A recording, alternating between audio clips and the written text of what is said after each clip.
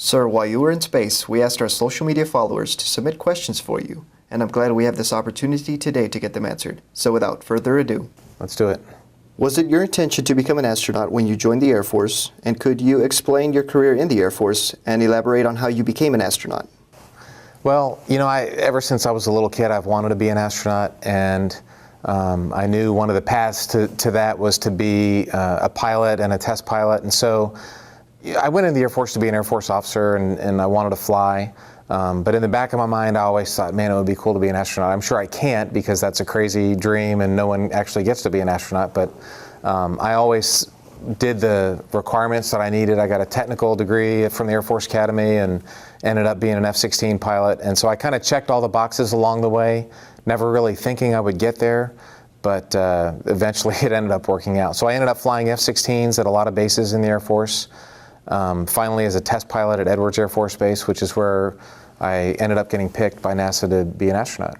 While you were on the space station, you completed 3 spacewalks totaling 19 hours and 2 minutes. Is that correct? I guess so. I never added them up, but yeah, sounds about right. Can you describe your experience during the spacewalks, and could you explain what work was done during them? Sure. You know, to describe a spacewalk is tough. I've had a chance to do a lot of stuff in my life, flown a lot of airplanes and done a lot of things, and I've never done anything like spacewalking. There's something about being outside in outer space that's kind of crazy, and it was really cool. About 1% of the spacewalk was, wow, this is really neat. Look at Earth and stuff. And 99% of the spacewalk was, we got work to do. What's the next task? I mean, they were super, super busy, very, very busy spacewalks, a lot of work done. And we basically were rewiring the space station to get ready for the next crewed vehicles, American vehicles that are going to be launching here in the next few years, and also some of the cargo vehicles that are going to be launching. So we're doing a reconfiguration of the space station, getting ready for future visiting vehicles. For a majority of your time up there, you had a fellow brother in arms, Navy Captain Barry Wilmore, or Astro Butch as we know him on Twitter. Could you describe the camaraderie between you two aboard the space station? Yeah, Astro Butch and I, we're great friends on Earth. You know, our wives hang out together, and we've been friends for a long time. We were actually both stationed at Edwards Air Force Base. He was our token Navy guy, and when we got picked to be astronauts. So yeah, we're great friends, and it was really special to be there with him. We share a lot in common. So we got to have Christmas service together, and it was really cool having him there. He is a Navy guy. But we got along very well. Had some good-natured ribbing, and he would tell flying on the aircraft carrier stories that were probably only about 10% true, and so we had a lot of fun in space together. Any advice for the next crew? You know, to be ready for the long haul. It's a lot of work. The space station assignment is a lot. It's 6 months, half a year, roughly, of work, and so you just have to be ready. You know, when you get a chance, rest, relax, get some sleep when you can, because there's a lot of work. That's why we go there, is to do work and to do science and maintenance and stuff. So be ready to pace yourself. You were named the commander for Expedition 43 right. on the International Space Station. Could you describe your responsibilities in space? Sure. It's a really unique command because I had 1 American astronaut, 1 Italian astronaut, and 3 Russian cosmonauts under my command. You need to change your leadership based on the people that you're leading and the tasks that you have. And so I had this group of 6 of us, astronauts and cosmonauts, that were highly motivated, highly trained. We're all basically peers together. One of the cosmonauts under my command is Gennady Padalka, who next week will become the #1 person with the most days ever in space. And Scott Kelly was one of them, and Misha. They're both there on a 1-year mission. Most of the folks had already done long-duration space flight, so I had a really experienced crew. These guys, you just let them go. They all had good ideas. We would get together and go, hey, what do we need to change? What do we need to do? It was a very collaborative type of command, much different than being, say, a Marine second lieutenant with a platoon of brand new 18-year-old guys right out of high school. It's a very, very, very different leadership style. And of course, we had a very high visibility. We're on the international news and this very complicated, very dangerous environment of outer space. So it was really a unique command. It was definitely an honor and something I'll never forget. Many of the images you shot from the cupola, which you were actually primarily responsible for outfitting back in 2010, have made headlines around the world. such as the images of Typhoon Maisak. Yes, that was amazing. What was the most amazing thing you saw from space? People ask me this, I just can't answer that question. I love sunrises and sunsets, and by the end of the mission, Samantha said, hadn't you taken enough pictures of sunrises yet? Because I was in there taking pictures. The very last picture I took was of this sunrise, and I could just never get enough. And none of those pictures ever could quite capture what it's like to be there in person. That typhoon that you mentioned was incredible. We saw a lot of typhoons and cyclones and hurricanes over the 6 months, but the eye of that thing was humongous, and we had this one pass that just happened to go directly over. We're looking down in this giant, bucket of hurricane eye. That was really incredible. Auroras are amazing. The camera makes them look brighter and greener than the eye does, but seeing them with the eye is amazing because you see this, it looks like a ghost out there, and you can actually see it moving and dancing with your eye in real time. That a still picture doesn't capture that motion. And there's so many things. I could go on for an hour talking about what I saw. You are an Air Force Academy grad. That's right. One of our followers would like to know if you have any advice for freshman cadets during their first year in the Academy. You know what? It's a great place to be from, is kind of the joke I have about the Air Force Academy. The Air Force Academy goes by so fast. When you're a freshman, it seems like forever that it's going to end. I remember I just couldn't believe how slow my freshman year and my sophomore year went. And then the junior year, it was pretty fun. And by the time I was a senior, I spent a semester in France, and all of a sudden it was over. And when I look back on it now, 4 years seems like nothing. I mean, the more distance you get from it, the more you'll realize just how quickly, and the more you'll realize what an amazingly great education that is. Because not only academically, you learn so many you learn all the basic sciences, all the engineerings, you get a history, English, foreign language. It's a very broad education, which is great, but they have leadership, athletics.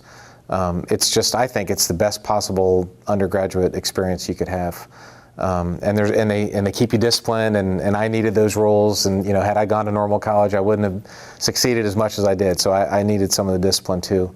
So for the freshmen out there, it's going to be over soon. You take advantage of all the programs that you can, and they can make it harder, but they can't make it longer.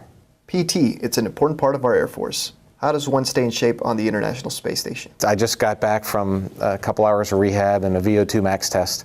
So we have 3 basic machines that we use, and it's one of the most important things we do in space. There's a ARED, which is a weightlifting machine. It uses cylinders with vacuum to generate the force, and you can do squats and deadlift and bench press and a lot of different exercises on that. We have a treadmill that you basically wear a football shoulder pad with bungees that hold you down, and that provides your weight, and you can run on a treadmill. It requires a little bit of coordination, and after a few times you get used to it. And then we have a bike. It doesn't have a chair or anything. It's just like 2 pedals that you pedal free floating in space. It's kind of cool. That takes a little bit of getting used to, but so between those 2 aerobic, the bike and the treadmill, and the anaerobic ARED, we come back in pretty good shape. I just got my VO2 max score, and it was within a few percent of when I left. We come back in amazingly good shape after being in space for 200 days. What goes through your mind when you strap yourself onto the top of a rocket? It's pretty amazing feeling. I remember walking out to the space shuttle, looking up, seeing this giant rocket, smoke billowing out of it, and the Soyuz was the same thing. It's basically you're strapping yourself to the top of an ICBM, and it's a pretty cool feeling. I got to say, there's nothing like the ride of a rocket going into space or coming back from space. I love flying jets. There's so many cool things I've had an opportunity to do, but there's nothing like a rocket ride. Definitely. Describe the landing. So the space shuttle landing is very different than a Soyuz. I'll talk about my Soyuz landing that I just had. It's a capsule, and so the G level's a little bit higher. We got over 4 Gs coming back, which, having been in 0 G for 200 days, it was a definitely eye-opening experience. When the parachute comes out, the capsule just rocks and rolls for about 20 or 25 seconds, which seems like an eternity. I mean, you were spinning around. It was really cool. We all really were enjoying it.